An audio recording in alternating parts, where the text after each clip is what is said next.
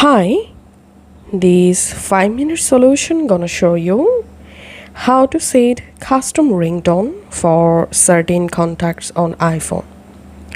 So follow this easy and step-by-step guide to change call ringtone for specific contacts.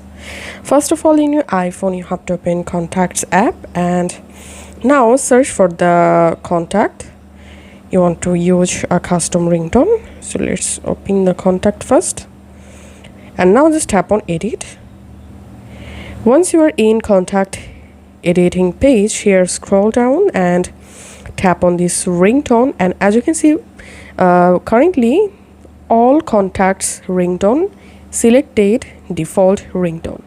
So to change it, just tap on ringtone, and now from this section you will be able to select a different ringtone for the number, and then tap on done and tap on done to save change.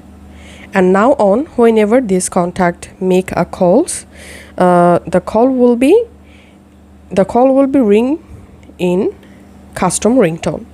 And the same way, if you want to change another contact ringtone, do the same thing. Go to the contact and edit the contact, and as you can see, this contact ringtone default. Tap on default and select a different ringtone for the specific contact.